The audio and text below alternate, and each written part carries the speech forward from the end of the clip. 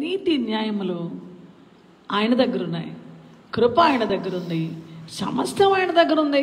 కాబట్టి సమస్తమును ఇవ్వగలిగిన వాడు ఆయనే అని తెలుసుకోవటం, ఆయన మీద విశ్వాసం ఉంచి గ్రహించి పరిశీలనగా తెలుసుకున్న ప్రతి ఒక్కరికి ఎంతో అద్భుతమైనటువంటి సమృద్ధిని ఆయన ఇస్తాడు, ఆనందంతో ఇస్తాడు. అట్టి వారి యందు ఆనందిస్తాడు ఆయన. అయితే ఇప్పుడు గ్యారంటీగా మనం నమ్మాలి, అతని నీళ్లు అతనికి శాశ్వతంగా ఉండునంటే ఇది వ్యక్తిగతంగా అతనికి ఎవరు నమ్మారో, ఎవరు గ్రహించారో, ఎవరు ఆయన యొద్దకు వచ్చారో, ఎవరు ఆయన్ని ఆధారపడ్డారో వాళ్ళకు మాత్రం అది ఖచ్చితంగా. అయితే పరిస్థితులు తారుమారవుతున్న కాలం ఇది, బహుభయంకరమైనటువంటి క్లిష్ట పరిస్థితులు ఎదుర్కొంటున్న కాలం ఇది. ప్రతి వ్యక్తి జీవితంలో చేయవలసినటువంటి పనులు ఉన్నాయి. ఏ రీతిగా దేవుని యొద్దకి వారు వస్తారో, వారు వచ్చే విధానం ఏంటో, వారు తీసుకున్నటువంటి ఆ అద్భుతమైనటువంటి నిర్ణయాలు ఏంటో అవన్నీ దేవుడు చూస్తాడు. దానిని బట్టి దేవుడిచ్చే ప్రతిదీ కూడా చాలా పరిపూర్ణంగా ఖచ్చితంగా ఉంటుంది దేవుని బిడ్డలకి.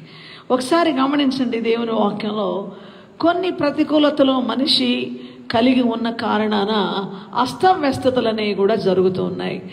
అది ఇర్మియా గ్రంథం 5వ అధ్యాయం 24వ వచనంలో, వారు రండి మన దేవుడైన యెహోవా యందు భయభక్తులు కలిగి ఉందము, ఆయనే తొలకరి వర్షమును కడవరి వర్షమును దాని కాలమున కురిపించువాడు కదా, నిర్ణయించబడిన కోతకాలపు వారములను ఆయన మనకు రప్పించునని తమ మనస్సులో అనుకొనరు.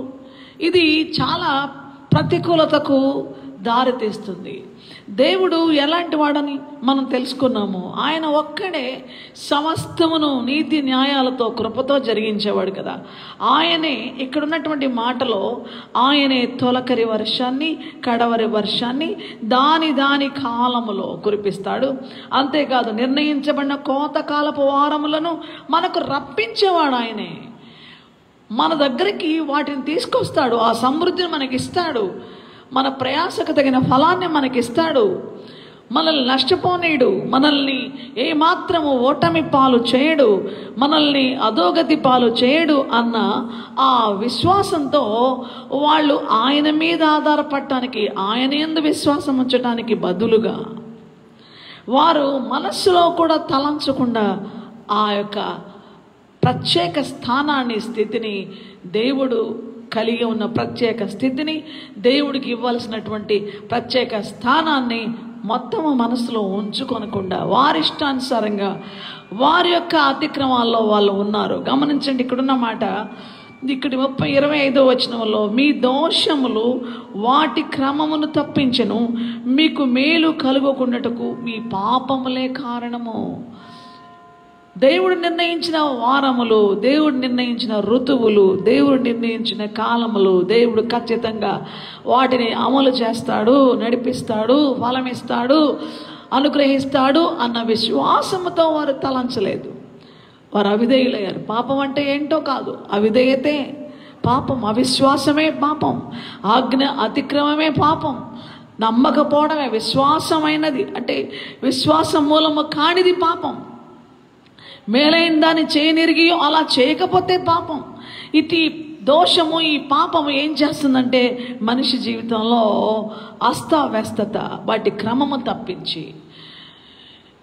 సమయానుకూలమైనటువంటి పరిస్థితులు లేవు, అతివృష్టి, అనావృష్టి, అకాల వర్షాలు, అస్తవ్యస్తత, వాతావరణ పరిస్థితులు, బహుభయంకర నష్టాలతో, భయంకరంగా వరదలు, భయంకర పరిస్థితులు ఆవరిస్తున్నటువంటి సమయం అన్నమాట. అయితే దేవుని యొక్క మహాకృపను బట్టి ఈ వాగ్దానపూర్వకమైనటువంటి మాటలో ప్రతి వ్యక్తి హృదయానికి అవసరమైన దాన్ని ప్రభువు దయచేయడానికి శక్తిమంతుడు కాబట్టి ఆయన ఏం మాట్లాడుతున్నాడు, అతని నీళ్లు అతనికి శాశ్వతముగా. నిజంగా ఆత్మీయ జీవితంలో, మరి భౌతిక జీవితంలో ఈ నీళ్లు అనేటువంటి మాట వస్తానే అది చాలా శ్రేష్టమైంది, ప్రత్యేకమైంది. మరి ఆ నీళ్లు అనే మాటను మనం గమనిస్తే మయిం, హీబ్రూ భాషలో మయిం అనేటువంటి మాట నీళ్లు. అయితే పాత నిబంధన గ్రంథంలోనే 570 సార్లు ఈ యొక్క నీళ్ల గురించినటువంటి ప్రస్తావన వచ్చింది. నీళ్లు సమృద్ధికి, నీళ్లు పుష్కలంగా మళ్ళీ ఫలభరితంగా ఉండడానికి, మనిషి బ్రతకడానికి, మనిషికి జీవం ఇవ్వడానికి, మనిషి మరి నేలకు సారం ఇవ్వడానికి, అన్ని అభివృద్ధులకి మరి మన జీవిత విధానంలో మన జీవనానికి మూలమైన స్థానాన్ని తీసుకుంది నీళ్లే కదా. ఇది భౌతికంగా అన్ని రీతులుగా నీళ్లు ప్రయోజనకరమే. ఆత్మీయంగా కూడా మన ఆత్మీయ జీవితంలో మనం ఎండిపోకుండా, ఓడిపోకుండా, వాడిపోకుండా, నశించిపోకుండా, అందుకే ఆత్మీయంగా కూడా ఈ నీళ్లు ఎంతో అవసరమైన. ఎంతకీ నీళ్లు ఏంటి? ఈ నేటి ప్రస్తావనలో దేవుడికి ఈ నీళ్లతో సంబంధం ఏంటి? దేవుడు ఈ నీళ్లు మనకు శాశ్వతముగా ఇస్తాను అని చెప్పడంలో ఆయన ఉద్దేశం ఏంటి? ఆ శాశ్వతంగా వచ్చే నీళ్ళు ఏంటి? కొన్ని స్థలాల్లో నీళ్ళు ఉంటాయి, కొన్ని స్థలాల్లో ఎండిపోతాయి. సమృద్ధిగా ఉన్న నీళ్లు ఏమైపోయాయి అనిపిస్తాయి.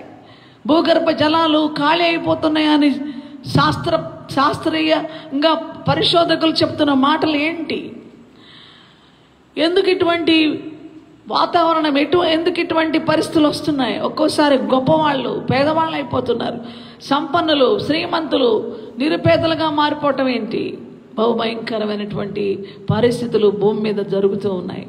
అయితే శాశ్వతముగా నీళ్ళు ఇవ్వడంలో ఎవరు, ఏంది ఈ మాటలో ఉన్నటువంటి ప్రత్యేకత ఏంటి అని ఆలోచిస్తే, ఈ నీళ్లు ఎవరైతే ఇట్లాగా శాశ్వతంగా ఇస్తారో, మనుషుడే క్షణభంగురమైన వాడు. మనిషి చేసే ప్రతి పని శాశ్వతంగా చేయాలని పూనుకుంటారు, కానీ ఆ వ్యక్తి శక్తి స్వల్పమే. శాశ్వతంగా అది నిలబెట్టుకోవడానికి కూడా మనిషికి సామర్థ్యత లేదు. అటువంటి పరిస్థితిలో ఈ శాశ్వతమైన నీళ్లు ఎక్కడి నుంచి వస్తాయి? దేవుని వాక్యంలో యెషయా గ్రంథం 32వ అధ్యాయం 2వ వచనంలో ఈ మాట మనం చదువుదాం. యెషయా గ్రంథం 32:2, మనుషుడు గాలికి మరుగైన చోటు వలెను, గాలి వానకు చాటైన చోటు వలెను ఉండును, ఎండిన చోట నీళ్ల కాలువల వలెను, అలసట పుట్టించు దేశమున గొప్ప బండ నీడవలను ఉండును. ఎవరు ఈ మనుషుడు? మనుషుడికి అంత శక్తి సామర్థ్యాలు ఉన్నాయా? చాలా ప్రత్యేకమైనటువంటి మాట ఇది. గాలికి మరుగైన చోటున, నిజంగా ఈ పెనుగాలులు వస్తుంటే, తుఫాను గాలులు వస్తుంటే, ఆ గాలులకి తట్టుకునే పరిస్థితి మహావృక్షాలకు లేదు. అసలు పెద్ద పెద్ద భవనాలు కూడా కూలిపోతున్నాయి. భయంకరమైనటువంటి ఆ తీవ్రత, గాలి యొక్క తాకిడి బహుభయంకరమైంది. అసలు ఆ గాలిని మరుగు చేసేటువంటి శక్తి మనిషికుందా? మానవుడికుందా? మనిషి అలాగా గాలికి మరుగుగా మనల్ని ఉంచగలరా? అసలు ఏంటిది? దేవుని బిడ్డలారా, ఈ మనిషిని గురించినటువంటి వాస్తవాలు ఏంటి? ఎవరు ఈ మనిషి? ఇది నాన్న, ఆ మనిషి గాలికి మరుగైన చోటు, గాలి వానకు చాటైన చోటు. గాలి వాన, ఈ గాలి వాన రెండు మానవ జీవితాన్ని తలకిందులు చేస్తూ ఉన్నాయి. ఈ గాలికి మనిషి తట్టుకోలేని పరిస్థితి, గాలివానకు కూడా తట్టుకోలేని పరిస్థితి. అయితే ఈ రెండిటి విషయంలో ఒక అడ్డుగా, ఒక ఆధారంగా నిలబడినటువంటి వ్యక్తి ఎవరై ఉంటారు? ఎవరికి సాధ్యం? దేవుని వాక్యంలో యోహాను సువార్త 19వ అధ్యాయం 5వ వచనంలో ఈ యొక్క దృశ్యాన్ని, అద్భుతమైన ప్రత్యక్షత ఇక్కడ ఉంది. ఆ ముండ్ల కిరీటమును ఉదారంగు వస్త్రమును ధరించిన వాడై యేసు వెలుపలికి రాగా పిలాతు, ఇదిగో ఈ మనుష్యుడు. ఇక్కడ చాలా పెద్ద అక్షరాలతో రాయబడింది, ఇదిగో ఈ మనుష్యుడు అని వారితో చెప్పాను. ఎవరు ఈ మనుష్యుడు?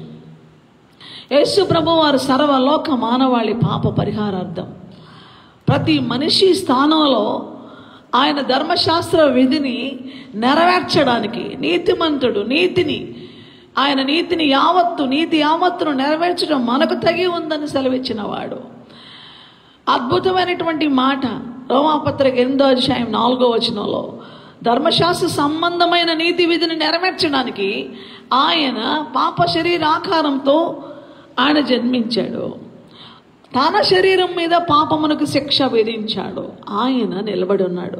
తల మీద ముళ్ళ కిరీటం, ఉదారంగు వస్త్రం ధరించిన వాడు యేసు వెలుపలికి రాగా పిలాతు అంటున్నాడు. అక్కడున్న అధిపతి పిలాతు. ఆ పిలాతు ఏమంటున్నాడు?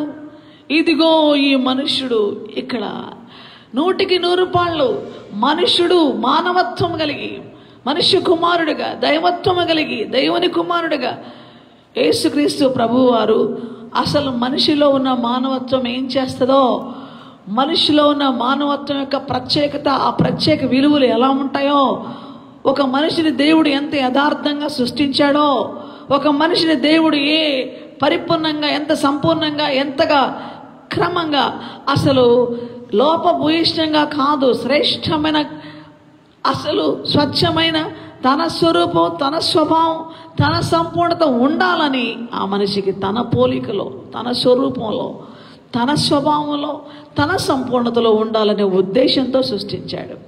తన పోలికే, తన స్వరూపమే, కానీ తన స్వభావము, తన సంపూర్ణత ఆ మనిషిలో కనబడాలని దేవుడు కోరుకుంటున్నాడు. అందుకే మనిషిగా ప్రతి మానవుని స్థానంలో నిలబడి ఆయన ఆ శిలువ బలియాగాన చేసి మన మీద వ్యతిరేకంగా ఉన్న పాప శాపాలని లయపరిచాడు. మనకు పరిశుద్ధతనిచ్చాడు, నీతినిచ్చాడు, సమాధానాన్ని ఇచ్చాడు. మనల్ని ఇంతగా మన జీవితాల పట్ల కార్యం చేసిన ఆ ప్రభువు ఏ మానవుడు చేయలేని గాలి, ఎటువంటి గాలి వీస్తుంది, ఎంత భయంకరమైనటువంటి గాలి, ఆ గాలికి తట్టుకునే పరిస్థితి ఎక్కడుంది? అపవాది వాయుమండల సంబంధమైన అధిపతి అని వానికి పేరు. వాడు ప్రజల జీవితాల్ని కొట్టుకుని పోయే భయంకరమైనటువంటి గాలిలాగా, అవిధేయత అనేటువంటి భయంకరమైనటువంటి గాలిని మనుషుల మీదకి పంపిస్తున్నాడు. కుటుంబాలు చిన్న భిన్నం అవుతున్నాయి, జీవితాలు ముక్కలు అయిపోతున్నాయి. గాలికి ఎంత చెదరగొట్టబడే పరిస్థితి వస్తుందో తెలుసా? గమనించండి. మరి ఎఫెసీ పత్రిక 2వ అధ్యాయం, మీ అపరాధముల చేతను, పాపముల చేతను మీరు చచ్చిన వారై ఉండగా ఆయన మిమ్మల్ని క్రీస్తుతో కూడా బ్రతికించెను. మీరు వాటిని చేయుచు వాయుమండల సంబంధమైన అధిపతిని, అనగా అవిధేయులైన వారిని ఇప్పుడు ప్రేరేపించే శక్తికి అధిపతిని అనుసరించి ఈ ప్రపంచ ధర్మము చొప్పున మునుపు నడుచుకొంటిరి.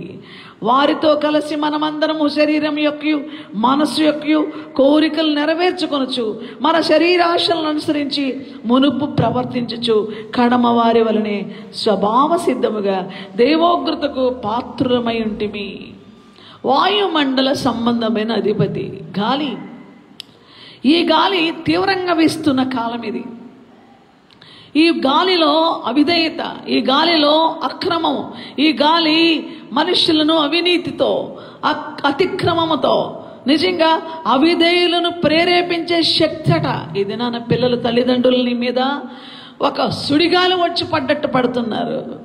అపవిత్రమైనటువంటి కోరికలతో, అపవిత్రమైన కార్యాలతో భయంకరంగా ఎదురాడుతూ, అవిధేయులై తిరుగుబాటు చేస్తూ, క్రూరంగా ఘోరంగా పనులు చేస్తారు తల్లులు తండ్రులు. అమ్మ కొడుకు ఇంటికి వస్తున్నాడంటే గుండె దడదడలాడిపోతుంది. ఆ కుమారుడు మా జీవితానికి మమ్మల్ని చంపేస్తాడని కత్తెత్తుకొని తిరుగుతున్నాడు. అయ్యో మమ్మల్ని ఎట్లా ఏం చేస్తాడో, ఇల్లు చిందరవందర చేశాడు. అదిగో కుమార్తె వచ్చింది, దయ్యం పట్టిందిలాగా మాట్లాడుతుంది, ఇష్ట ప్రకారం మాట్లాడుతుంది, అసలు మమ్మల్ని దూషిస్తుంది, ద్వేషిస్తుంది. అపవిత్రమైన మాటలు, పరువుపోయే మాటలు, ఘోరమైన మాటలు, సమాజంలో తలెత్తుకోలేనటువంటి పరిస్థితిలో మమ్మల్ని మా చిన్న భిన్నం చేసిన, మా కుటుంబ గౌరవం అంతా, మా జీవితాలని సర్వనాశనం చేసిన కుమార్తెలు, కుమారులు మేము. ఆ వారి అవిధేయత శక్తి, అవిధేయత, వారిలో ఉన్న అతిక్రమం మా జీవితాలని ముక్కలు చేస్తూ ఉన్నాయి. అండ్ తల్లిదండ్రులు గోడు పెడుతున్న కాలం ఇది. దయ్యం పెట్టిన పిల్లలు, దయ్యం పెట్టిన భర్తలు, దయ్యం పట్టిన భార్యలు, అవిధేయులైనటువంటి వారిని ప్రేరేపించే శక్తి, దేవుని వాక్యానికి లోబడనీయకుండా, దేవుని ధర్మానికి లోబడనీయకుండా ఈ ప్రపంచ ధర్మము చొప్పున అక్రమాలు చేస్తూ, అపవిత్రమైన కార్యాలు జరిగిస్తూ, అంధకార శక్తులని ఆవహించి ఉన్నాయి వారిని. కుటుంబాలు కొట్టుకుపోతున్నాయి, జీవితాలు కొట్టుకుపోతున్నాయి, జీవితాలు అసలు మొక్కలైపోతున్నాయి. ఈ వాయుమండల సంబంధమైన అధిపతి భయంకరమైన తన గాలిని పంపిస్తున్నాడు. ఎంత యువతరం ఆ గాలికి ముక్కలైపోతుంది, భవిష్యత్తు ముక్కలైపోతుంది, ఆశలు అడి ఆశలు అయిపోతున్నాయి, పరిశుద్ధత ఎగిరిపోయింది, సమాధానం ఎగిరిపోయింది, సంతోషం ఎగిరిపోయింది, సహవాసం ఎగిరిపోయింది. ఇండ్లలో ఒకరిని చూస్తే ఒకరికి కోపం, ఒకరంటే గుర్రని ఒక జంతువులు చూసుకున్నట్టు చూస్తుంటారు, సంతోషంగా చూడరు, పలకరించరు, ప్రేమించరు, ఒకరికొకరు చిరునవ్వు నవ్వుకోరు, క్రూరంగా ఘోరంగా ఎదిరిస్తూ దూషిస్తూ కేకలు పెడుతూ సభ్యత సంస్కారం మర్యాద మట్టు లేకుండా భయంకర జార కార్యాలు, భయంకర వ్యభిచార వ్యామోహము, జార కార్యాల అక్రమము, మత్తు, డ్రగ్స్, రకరకాలైన వాటితోటి పిచ్చెక్కిపోయినటువంటి వాయుమండల సంబంధమైన ఆ భయంకర వ్యామోహాలతోటి ఆ దుష్టుడు గాలి పంపిస్తున్నాడు జీవితాలపైన, పసిబిడ్డలపైన, యవనులపైన, పెద్దలపైన, పురుషులపైన. ఇటువంటి కాలంలో ఏ చాటుకి వెళ్తావు? కొట్టుకుపోతున్న గాలికి మరుగైన చోటులాగా. గాలి వాన ఒకరోజు తీర్పు రాబోతుంది, ఉగ్రత రాబోతుంది.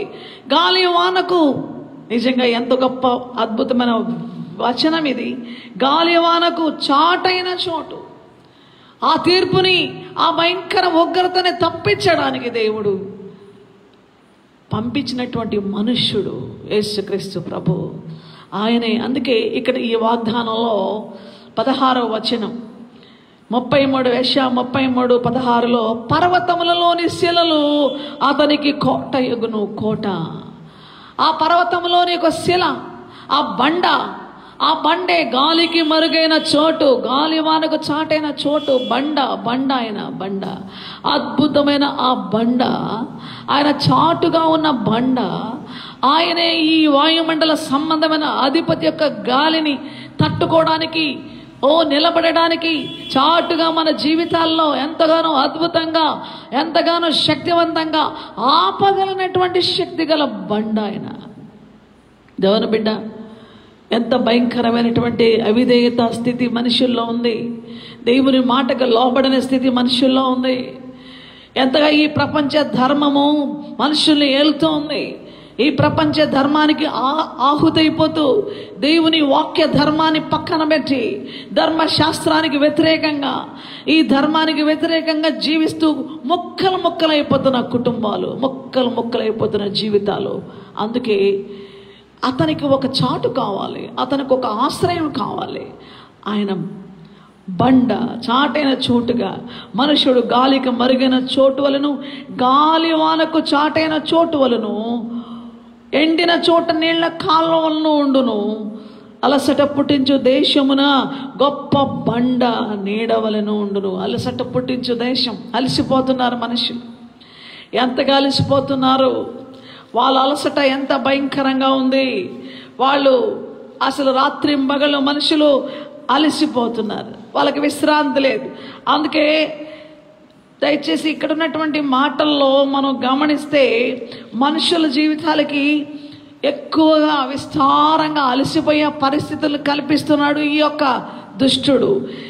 యెషయా గ్రంథం 47:13 నీ విస్తారమైన యోచనల వలన నీవు అలసి ఉన్నావు. విస్తారమైన తలంపులు, విస్తారమైన యోచనలు. జ్యోతిష్కులు, నక్షత్ర సూచకులు, మాసచర్య చెప్పువారు నిలువబడి నీ మీదికి వచ్చినవి రాకుండా నిన్ను తప్పించి రక్షించగలరేమో ఆలోచించు. ఎవరు చేయలేరు. ఎన్ని మంత్రాలు, ఎన్ని తంత్రాలు, ఎన్ని జ్యోతిష్కాలు, ఎటువంటి కూడా పని చేయలేవు. భయంకరమైన యోచనలతోటి, భయాలతోటి, ఆలోచనలతోటి, నీ విస్తారమైన యోచనల వల్ల నీవు అలసి ఉన్నావు. మనుషులు అలసిపోతున్నారు, యోచనల వల్ల అలసిపోతున్నారు, దురాశల వల్ల అలసిపోతున్నారు. ఆశ తీర్చుకోకుండా, నిజంగా ఆశలతోటి, దురాశలతోటి ఆకలిగా ఉన్నాడు ఏశావు. అటు ఇటు తిరిగాడు. యాకోబు మరి ఏశావు ఇద్దరు అన్నదమ్ముళ్ళు, ఇస్సాకు కుమారులు. బ్రహ్మాండంగా అడివంతా తిరిగి వచ్చాడు, ఎక్కడ ఏమి దొరకలేదు. కానీ ఇంటికి వస్తానే తమ్ముడు చక్కగా కూర చేసుకుంటున్నాడు. చాలా అందంగా, చక్కగా, రంగు ఎర్రగా ఉంది ఆ కూర. అన్నాడు, నాకు ఇచ్చేయి, నేను అలసిపోయి ఉన్నాను, నిజంగా శరీరాశ, నేత్రాశ, జీవపుడమ్మలు మనిషి జీవితాన్ని అలసటకి గురి చేస్తున్నాయి. అలసిపోతున్నప్పుడు నాకు ఇవ్వు, నేను తింటాను, నాకు ఇవ్వు. అయితే నీకు నేను ఇవ్వాలంటే నీ జ్యేష్ఠత్వం నాకు ఇచ్చేయి.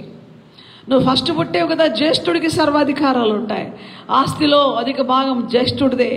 జ్యేష్ఠుడికే అసలు వారసత్వం. ఒక సింహాసనానికి జ్యేష్ఠుడు చాలా శ్రేష్ఠుడు. అటువంటి జ్యేష్ఠుడి యొక్క పరిస్థితి చాలా గొప్పది. దేవుడిచ్చింది జ్యేష్ఠత్వం. కాబట్టి నాకు ఇచ్చేయి. నేను రెండోవాడిగా పుట్టానురా, నువ్వు నాకు ఇచ్చేయి, నువ్వు ముందు పుట్టావు. కానీ ఎవరికి కావాలా జ్యేష్ఠత్వం? తీసుకో అన్నాడు. హెబ్రీ పత్రిక 12వ అధ్యాయం 16వ వచనం. ఒక పూట కూటి కొరకు తన జ్యేష్ఠత్వపు హక్కును అమ్మివేసిన ఏశావు వంటి భ్రష్టుడైనను వ్యభిచారైనను ఉండునేమో అని జాగ్రత్తగా చూసుకో. ఎటువంటి కాలం, గాలి వీస్తున్న గాలివాన, భయంకరమైనటువంటి స్థితిగతులు మనిషి జీవితాల్ని తలకిందులు చేస్తున్నటువంటి రోజులు. అయితే దేవుని వాక్యం ఇక్కడున్నటువంటి మాటను మనం గమనిస్తే, అలసట పుట్టించే దేశం ఈ లోకం. అలసట పుట్టించి మనిషిని తరిమి తరిమి కోరిక తీర్చుకో. అమ్మ వద్దు, నాన్న వద్దు, తల్లి వద్దు, తండ్రి వద్దు, ఎవరు వద్దు. నీ కోరిక కోసం పిచ్చి పిచ్చి వేషాలే. ఆశ తెచ్చుకో, నీ ఆశ తెచ్చుకోనని అలసట పుట్టిస్తున్నాడు. తరుముతున్నాడు కోరికలతో, తరుముతున్నాడు ఆశలతో,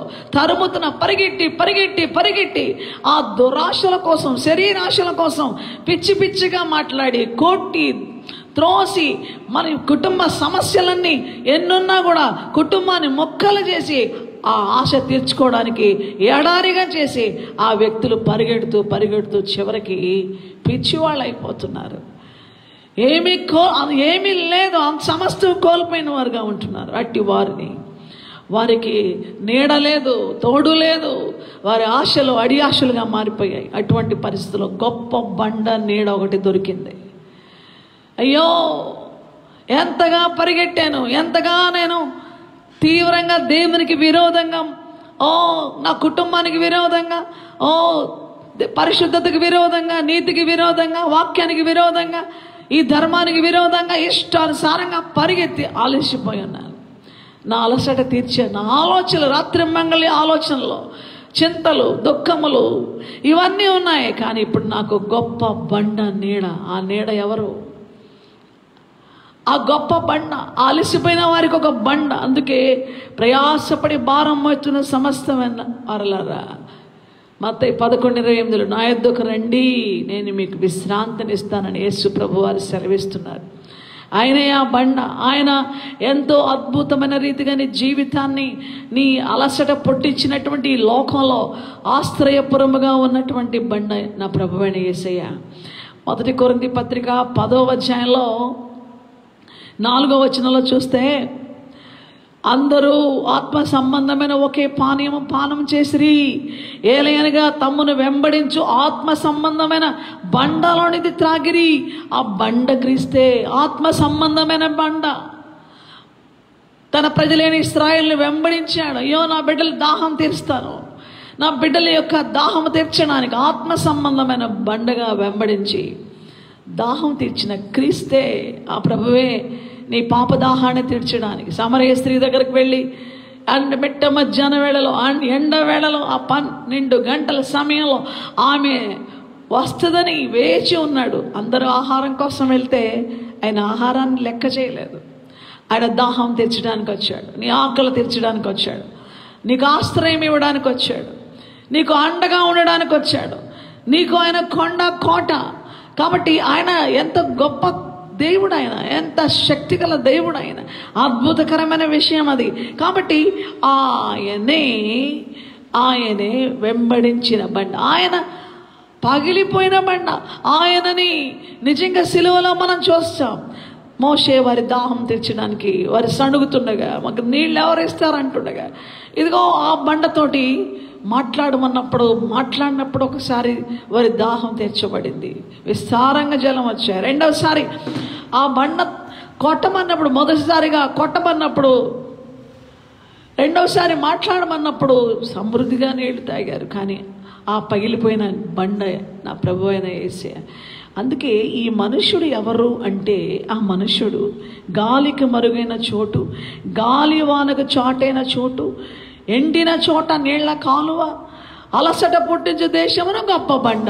ఇన్ని పనులు, ఇన్ని లక్షణాలు, ఇన్ని అద్భుతాలు, ఇంత గొప్ప కార్యాలు ఒకే ఒక వ్యక్తి, ఎవరైనా ప్రభువైన యేసుక్రీస్తు. అందుకే అతనికి ఇక్కడున్న వాగ్దానంలో పర్వతములలోని శిలలు అతనికి కోటయగును. ఆయన బలమైన కోట, ఆయన రక్షణ. అందుకే 18వ దావీదు కీర్తనలో దావీదు ఎంత అద్భుతమైనటువంటి పరిశోధన, అద్భుతంగా దేవుడు ఎలాంటి వాడో గ్రహించి పలుకుతున్న మాట గొప్పది. 18వ దావీదు కీర్తన 1వ వచనం, యెహోవా నా బలమా, నేను నిన్ను ప్రేమించుచున్నాను. యెహోవా నా శైలము, నా కోట, నన్ను రక్షించువాడు, నా కేడము, నా రక్షణ శృంగము, నా ఉన్నత దుర్గము నా దేవుడు. ఎంత అద్భుతమైనటువంటి వర్ణన. నేను ఆశ్రయించుచున్న నా దుర్గము, అక్కడ నుంచి నన్ను ఎవరు బయటికి లాగగలరు? ఆయన ఉన్నత దుర్గము, ఎత్తైన కోట, నా శైలం, హై టవర్. ఆయన నాకింత గొప్పవాడు, ఆయనే నా దుర్గమై ఉన్నాడు. కాబట్టి దేవుని బిడ్డ, ఈ సమయంలో నీకు ఇంత శాశ్వతంగా అతని నీళ్లు అతనికి శాశ్వతముగా ఉండను, తప్పక అతనికి ఆహారము దొరుకును, తప్పకుండా ఇచ్చేవాడు ఆయన. యెషయా గ్రంథం 55వ అధ్యాయంలో ఆయన ఇస్తున్న పిలుపు, ప్రవచనాత్మకమైన అద్భుతమైన వాక్కు. దప్పికొనిన వార్లారా నీళ్ళ వద్దకు రండి, రోకలు లేని వార్లారా మీరు వచ్చి కొని భోజనము చేయడి. రండి, రోకలు లేకపోయినను ఏమీ ఇయ్యకే ద్రాక్షారసమును పాలను కొనుడి. ఆహారము కాని దాని కొరకు మీరు రోకలేలిచ్చెదరు, మీరేలా రోకలిచ్చెదరు. సంతుష్టి కలుగు చేయని దాని కొరకు మీ కష్టార్జితం ఎందుకు వ్యయపరచెదరు? నా మాట జాగ్రత్తగా ఆలకించి మంచి పదార్థము భుజించుడి. దేవుని బిడ్డ, తప్పకుండా నీకు ఆహారం దొరుకుతుంది ఆయన దగ్గర. అసలు అక్కడ నువ్వు డౌటే లేదు నీకు. ఈ లోకంలో తప్పకుండా ఆహారం దొరికే ఏకైక స్థలము నా ప్రభువైన యేసయ్య దగ్గరనే. ఆయన జీవాహారమై వచ్చాడు, ఆయన జీవాహారమై వచ్చాడు, జీవజలమై వచ్చాడు. జీవాహారము నేనే, జీవజలము నేనే అని చెప్పగలిగినటువంటి ఒకే ఒక వ్యక్తి, ఒకే ఒక శక్తి, దేవాది దేవుడు. కాబట్టి దేవుని బిడ్డ, ఈ సందర్భంలో నీ ఆత్మీయ జీవితం పట్ల ఆయన అద్భుతమైనటువంటి బాధ్యత వహించిన వాడే, గొప్ప భాగ్యం అందించడానికి ఆయన ఇస్తున్న వాగ్దానంలో శ్రేష్టమైనటువంటి మాటలు రాయబడి ఉన్నాయి. అవి నీ ఆత్మీయ జీవితాన్ని ఎంత బలపరుస్తాయి. ప్రభు అంటున్నాడు యోహాను సువార్త 6:32 వచనంలో, పరలోకము నుండి వచ్చు ఆహారము మోషే మీకు ఇయ్యలేదు, నా తండ్రి పరలోకము నుండి వచ్చు నిజమైన ఆహారమును మీకు అనుగ్రహించుచున్నాడు. పరలోకము నుండి దిగి వచ్చి లోకమునకు జీవమునిచ్చున్నది దేవుడు అనుగ్రహించు ఆహారమై ఉన్నదని మీతో నిశ్చయముగా చెప్పుచున్నాను. దేవుడు అనుగ్రహించు నిజమైన ఆహారమే. తప్పకుండా అతని ఆహారం అతనికి దొరుకునని చెప్పినప్పుడు ఏ ఆహారం దొరుకుతుంది ఆయనకి? తప్పకుండా దొరికే ఆహారము నిజమైన ఆహారము. నిజమైన ఆహారము దేవుడు అనుగ్రహించే ఆహారము. దేవుడు అనుగ్రహించే ఆహారము, దానితో నువ్వు బ్రతుకుతావు. మత్తయి సువార్త 4:4లో అపవాది ప్రభువుని శోధిస్తూ ఉన్నాడు. ప్రభువుని శోధిస్తున్నాడు. ఆయన 40 రోజులు ఆకలిగా ఉన్నాడు. 40 రోజులు ఉపవాసం ఉన్నప్పుడు, ఆయన ఆకలిగా ఉన్నప్పుడు వాడు శోధిస్తున్నాడు.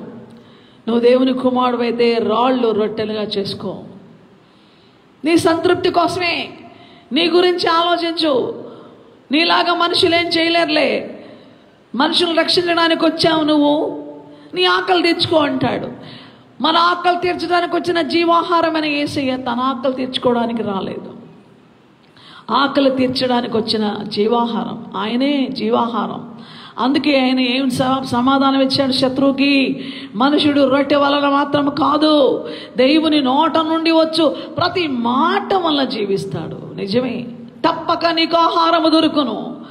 నువ్వు ఆకలి కొనే పరిస్థితి, నీ ఆశలతోటి అడి ఆశలైపోయే పరిస్థితి, ఎండిపోయే పరిస్థితి, శత్రువు చేత కొట్టబడే పరిస్థితి, దిక్కులేని స్థితి నీకు లేదు.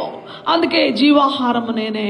35వ వచనం, జీవాహారము నేనే, నా యొద్దకు వచ్చేవాడు ఏమాత్రం ఆకలి గొనడు, నా యందు విశ్వాసం ఉంచువాడు ఎప్పుడునూ దప్పిగొనడని ప్రభు సెలవిస్తున్నాడు. దేవుని బిడ్డ, ఈ సమయంలో తప్పకుండా యేసుక్రీస్తు ప్రభు నా మాటలు జాగ్రత్తగా ఆలకించి మంచి పదార్థం భుజించు, నీ ప్రాణము సారమైన దాని యందు తృప్తి నొందని, నీ కష్టార్జితం వ్యర్థమైన దానికోసం, తృప్తి ఇవ్వలేని దానికోసం ఎందుకు ఖర్చు పెడతావు?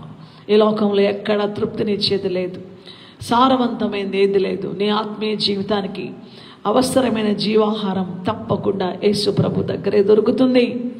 ఆయనే జీవాహారమై ఉన్నాడు. ఆయనే నీకు ఆహారం సిద్ధపరిచి నా మాటను విను అంటున్నాడు. నా మాటను విను. అందుకే యెషయా 55:3 వచనంలో, చెవి యొగ్గి నా యొద్దకు రండి, మీరు విని ఎడల మీరు బ్రతుకుదురు, నేను మీతో నిత్య నిబంధన చేస్తాను.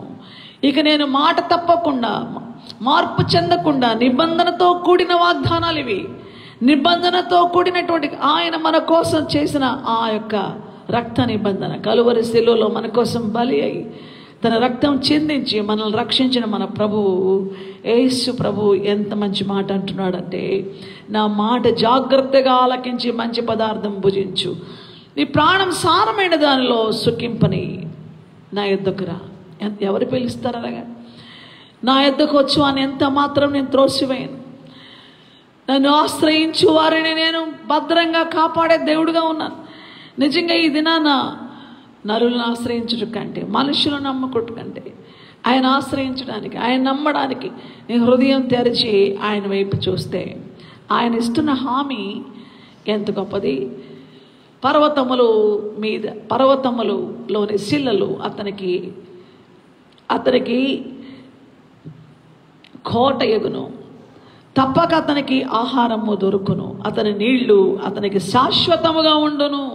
ఈ గొప్ప మాటను పరిశుద్ధాత్మ దేవుడు మనకు అందిస్తూ ఉండగా ఆయనే ఆ నిలవలను. 32వ అధ్యాయం యెషయా 32:2, మనుషుడు గాలికి మరుగైన చోటు వలెను, గాలి వానకు చాటైన చోటు వలెను ఉండును, ఎండిన చోట నీళ్ల కాలంలో వలెను.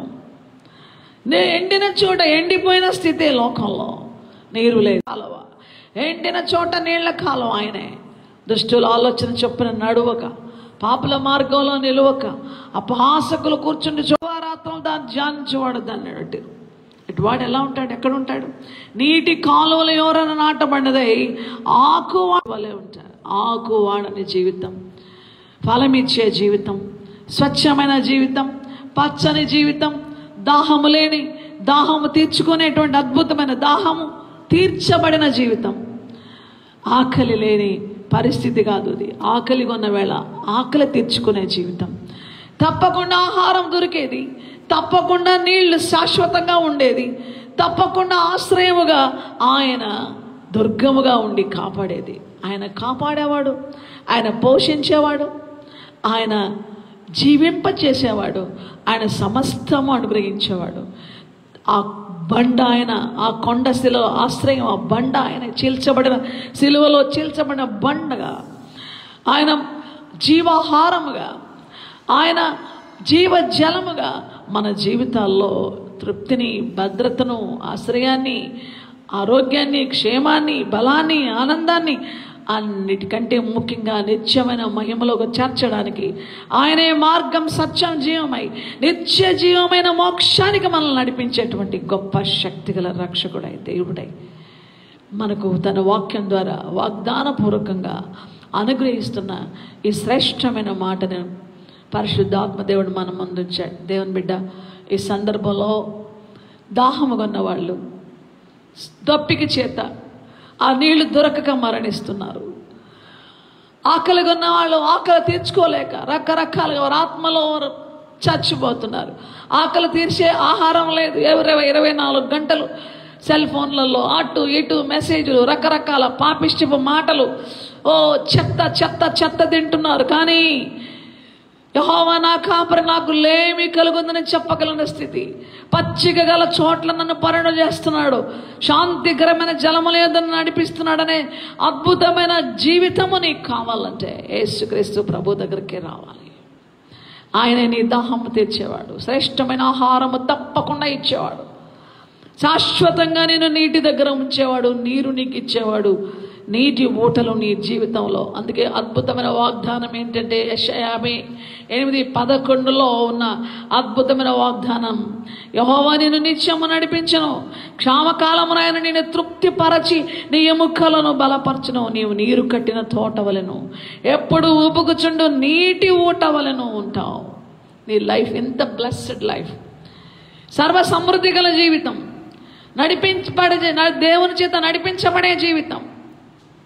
ఒక తోట ఎంత ఆనందము, ఎంత ఆహ్లాదము, ఎంత ఆహారము, ఎంత పోషణ, ఎంత లాభము, ఎంత ప్రయోజనకరము, అంత గొప్ప ఆశీర్వాదకరమైన, అనేకులకు ఆశీర్వదించబడిన జీవితం నీకుంటుంది. కాబట్టి ప్రభువుని నీ హృదయంలోకి, యేసుక్రీస్తు ప్రభు ఒక్కడే గలవాడు, ఆయన ఒక్కడే నిన్ను హెచ్చించగలవాడు, దీవించగలవాడు. అట్టి దేవుని యొక్క అద్భుతమైన వాగ్దాన ఫలాన్ని నువ్వు అనుభవించడానికి ఇప్పుడే ఇదిగో ఈ మనుష్యుడు ఆ శిలువలో మన స్థానంలో మన పాప శరీరాన్ని ఆయన ధరించి, మన పాపాన్ని ఆయన శరీరం మీద, మన పాప శిక్షని ఆయన శరీరం మీద అమలు చేసి మనల్ని రక్షించిన ఆ రక్షకుడు యేసుక్రీస్తు ప్రభుకి నీ జీవితాన్ని ఇస్తావా?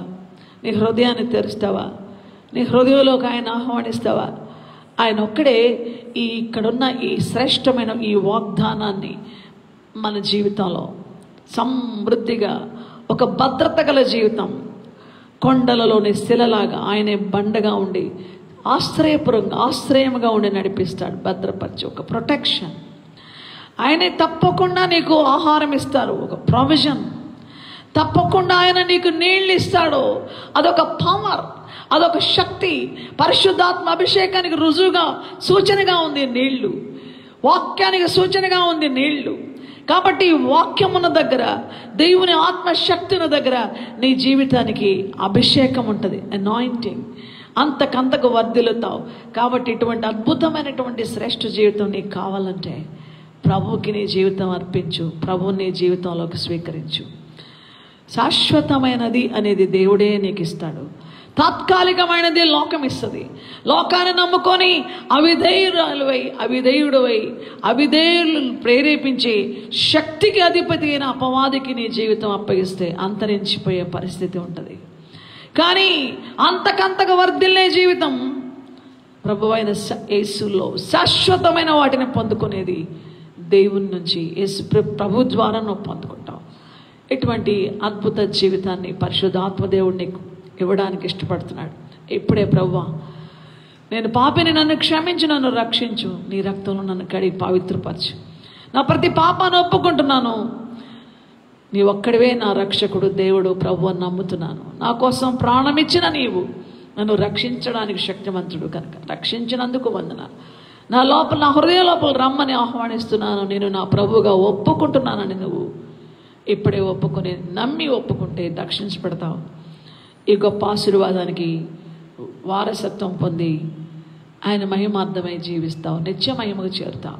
ఈ మాటలు ప్రభు దీవించును గాక. ప్రార్థన చేసుకుందాం. ప్రభువా, ఇట్టి గొప్ప జీవితం క్రీస్తునందు విశ్వాసం ఉంచినాయి ఈ శ్రేష్ఠ వాక్కులు హృదయంలో ఉంచుకున్న ప్రతి బిడ్డని ప్రభువా మీరు దృష్టించి వారికి సహాయం చేసి వారిని రక్షించి స్థిరపరిచి నీ కొరకు జీవింపచేయమని, యేసు ప్రభువా వారిని స్వస్థపరచమని, విడిపించమని, విజయం ఇమ్మని, నడిపించమని, నీ రాకడకు సిద్ధపరచమని నజరేయుడైన యేసయ్య పవిత్ర నామములో స్తుతించి ప్రార్థిస్తున్నాం తండ్రి. ఆమేన్. ఆమేన్. ప్రభునామములో మీకు నా శుభవందనాలు.